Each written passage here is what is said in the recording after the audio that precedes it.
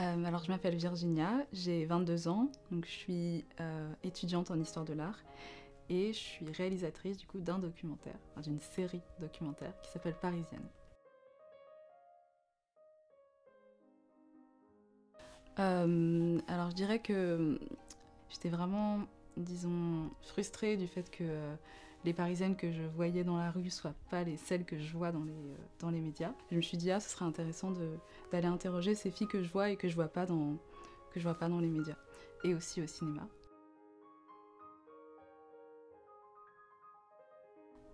Alors j'ai choisi le documentaire parce que j'aimerais être documentariste. Je suis contente d'être dans une génération où on peut expérimenter, poster des choses voilà, sur internet, sur YouTube, et donc voilà, je me suis dit que c'était le format qui était idéal. Et j'ai choisi du coup de faire une série parce que c'est une façon de montrer vraiment beaucoup de gens et des profils différents à chaque épisode.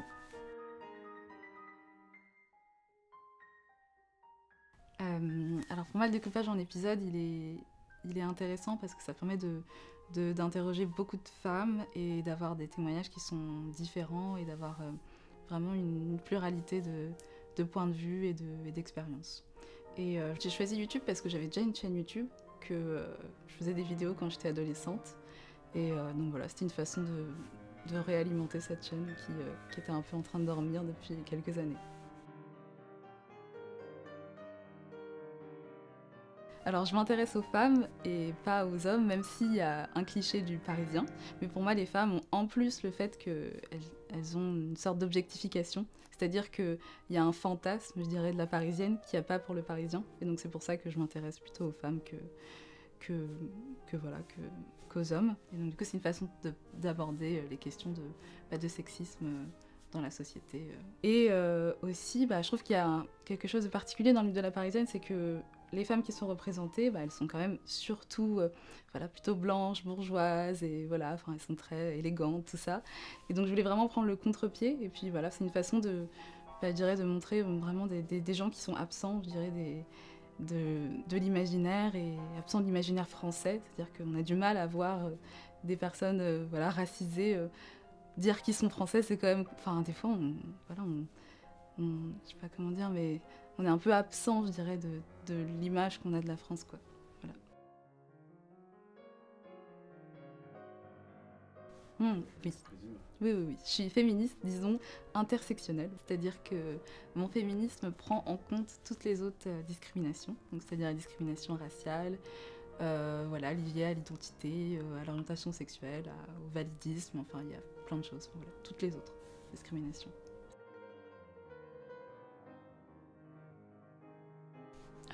Alors le premier épisode de Parisienne, c'est des amies à moi, donc elles étaient vraiment très au courant du projet. Mais par contre, elles n'étaient pas du tout au courant des questions. Vraiment, je voulais avoir la réponse la plus spontanée qui pouvait sortir d'elles, quoi. Alors je dirais que le message que véhicule mon documentaire, c'est que je trouve que je dirais qu'il y a plein de mécanismes qu'on a qui sont très inconscients, et que pour moi, prendre un sujet qui est aussi anodin et assez futile, en vrai, le mythe de la parisienne, c'est pas ce qu'il y a de plus dérangeant dans la vie, on s'en fiche en vrai, c'est pas très grave. Mais je trouve ça intéressant de voir que même dans un sujet qui est aussi anodin, et il y a beaucoup de problèmes en fait. C'est vraiment un reflet, je dirais, de notre société. Donc c'est une façon de montrer que dans les choses les plus simples, il y a quelque chose qui reflète finalement, je dirais, toutes les discriminations et tous les problèmes qu'il y a dans notre société.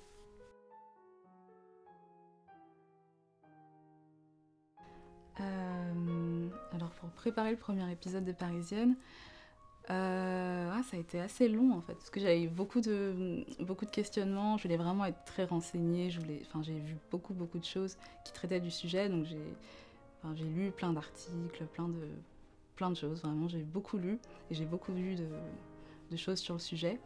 Et ensuite, je pense que le premier épisode, je voulais vraiment poser les bases et avoir des choses assez simples, et vraiment avoir des gens poser des questions qui donnent vraiment des définitions et qui donnent des choses qui sont assez simples, quoi.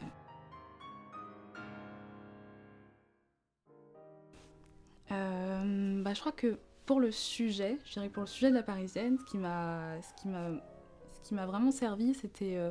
il y a une journaliste qui s'appelle Alice Pfeiffer et qui a parlé de ce mythe de la Parisienne et en quoi c'était... qu'il y avait quand même peut-être des problèmes, enfin voilà, qui posent quand même problème. Et ça, c'est quelque chose qui m'a vraiment beaucoup interpellée.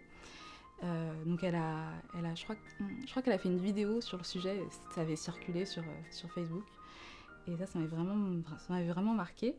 Mais d'un point de vue esthétique, je dirais que, pour l'esthétique du documentaire, ce qui m'inspire le plus, c'est les documentaires de Loïc Prigent sur la mode. Ça, c'est un truc qui ça m'a marqué vraiment de mon enfance à maintenant. Je regarde tous ces documentaires et je trouve qu'ils sont super. Et aussi, je dirais les documentaires de Alice Diop aussi, que j'aime beaucoup. Je trouve elle a vraiment quelque chose de... je trouve que l'esthétique est déjà vraiment parfaite. Ça a vraiment marqué ma vie, je dirais. Parce que je trouve qu'elle a vraiment je sais pas, je trouve que je partage vraiment sa démarche. C'est-à-dire que je trouve ça très intéressant d'interroger la marge pour essayer de soulever des questions qui sont plus universelles et des questions de société, je dirais. Là, le seul truc qui me vient en tête, c'est le film Moonlight, qui me plaît pour les mêmes raisons en fait. Je pense qu'il y a quelque chose qui lie un peu toutes les choses que j'aime bien. C'est ce rapport au particulier, à l'universel, aux discriminations et aux choses qui sont en même temps tellement communes. C'est l'émotion aussi.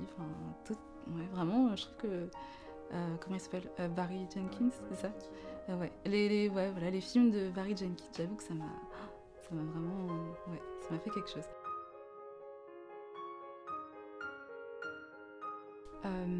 Alors pour l'élaboration du documentaire, alors vraiment c'est une idée qui vient de moi.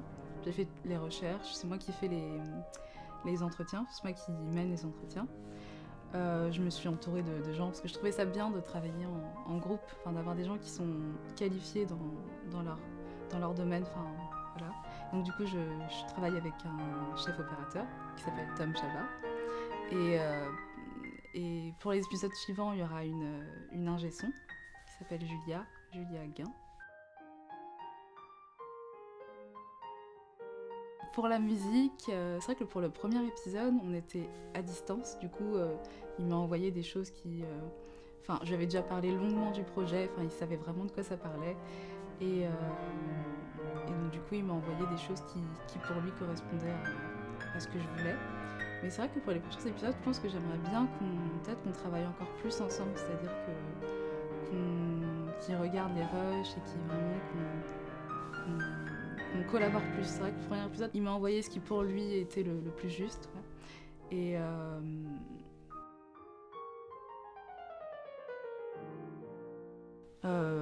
c'est vrai que la représentation des personnes racisées en France, c'est... je dirais que c'est une sorte... Soit c'est un vide total, c'est-à-dire qu'il y en a pas dans les films, soit quand il y en a, c'est quand même assez discriminant souvent. Voilà, qu'est-ce qu'on a fait au bon Dieu, tout ça. Voilà, je dirais qu'il y a... c'est soit le cliché, soit rien. Donc c'est vrai que l'entre-deux n'existe pas trop et... je trouve qu'il y a vraiment un manque de représentation, je dirais, des personnes racisées. Parce que je trouve que du coup, quand on est dans le cliché, il y a quand même du coup des personnages qui manquent de profondeur et qui sont caricaturaux, quoi. Et quand il n'y en a pas, c'est un problème parce que s'il n'y en a pas, on ne peut pas se voir, quoi, dans les films. Et voilà, j'espère que ça ira mieux, j'espère.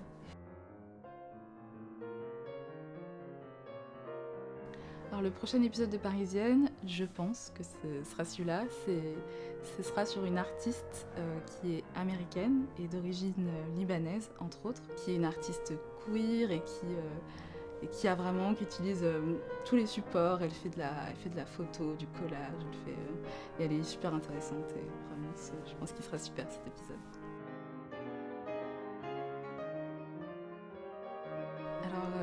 Du coup, j'aimerais être documentariste, donc je vais faire d'autres projets documentaires. Mais je crois que j'aimerais bien faire un projet qui parle plus de mes études, donc qui parle peut-être plus d'art encore. Mais après, c'est vrai que j'ai vraiment beaucoup d'envie, j'ai envie de faire plein de choses. Enfin, je dirais que j'aimerais bien faire, par exemple, un podcast, je pense. Parce que j'aime bien la radio aussi. Et ouais. Merci beaucoup. Merci.